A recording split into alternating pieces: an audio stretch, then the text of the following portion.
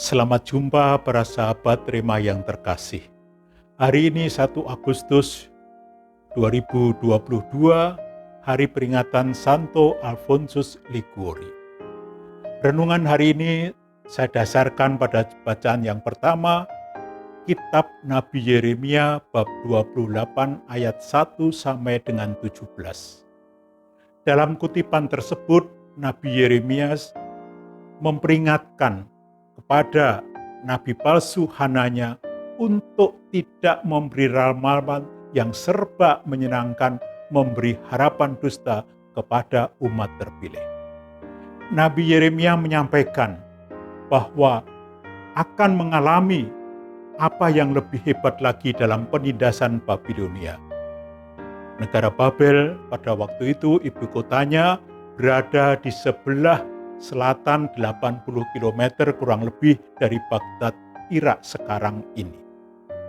Pada waktu itu muncul Nabi Hananya dengan memberikan suatu ramalan yang menggembirakan bahwa dalam 2 tahun nanti mereka akan dibebaskan dan barang-barang yang dijarah oleh orang-orang Babel akan kembali lagi ke Yerusalem. Nabi Yeremia mengingatkan, hati-hati, jangan memberi harapan palsu. Dia sebagai seorang nabi yang sejati mengatakan apa yang dikehendaki oleh Allah.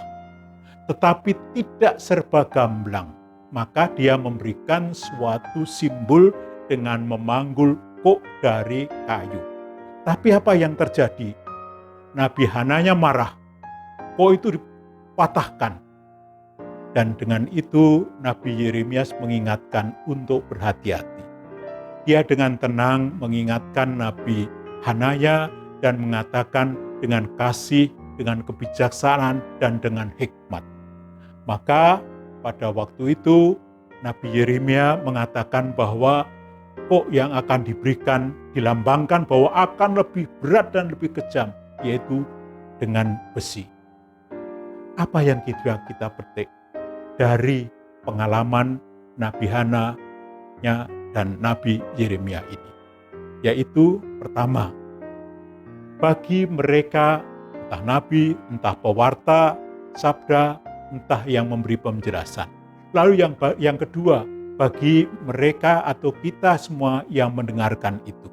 Yang pertama, seorang nabi, seorang pewarta hendaknya mendekatkan hati kepada Allah, hubungan batin yang dekat dengan Allah, sehingga dia bisa mendengarkan dengan baik apa yang disabdakan oleh Allah.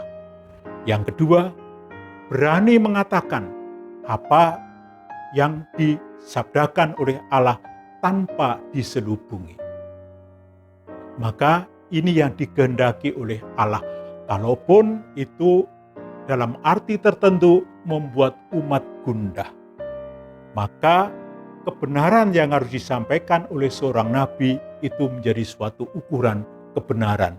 Dan apakah nanti ramalan seorang nabi itu betul atau tidak, nanti akan dibenarkan oleh waktu.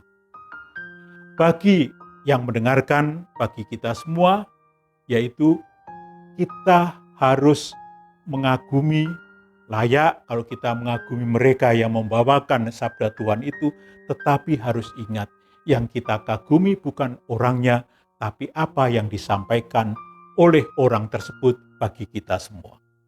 Dan kalau itu warta yang benar berkaitan dengan pesan Allah, biasanya tidak terlalu gamblang. Seperti Nabi Hananya tadi mengatakan dalam 2 tahun akan dibebaskan. Nah, bila terlalu jelas kita justru harus ragu-ragu. Maka dari itu kita harus mempunyai suatu keyakinan bahwa kita pun juga harus memakai rahmat Allah yang terbesar untuk manusia, yaitu pikiran kritis terhadap apa yang didengarkan. Jangan mengagumi orangnya, tapi kagumi warta yang disampaikan. Maka ini semua menjadi bekal bagi kita semua. Entah sebagai yang memberikan sabda Tuhan, entah yang sebagai yang mendengarkan, agar kita semakin peka terhadap kehendak Allah. Sabda Tuhan yang disampaikan oleh para nabi akan membawa kasih, membawa kebenaran, membawa hikmat. Maka bukan hanya yang serba menyenangkan hati, tetapi yang mengubah membawa pertobatan, sehingga tidak menyampaikan harapan yang palsu. Semoga kita semua menjadi orang yang mampu untuk mendengarkan sabda Tuhan dan menyampaikan kepada sesama secara tepat dan benar. Yesus, Maria, Yusuf, terangilah kami, lindungilah kami, selamatkanlah kami. Amin. Semoga berkat Tuhan pada Anda semua, Bapa, Putra, dan Roh Kudus. Amin.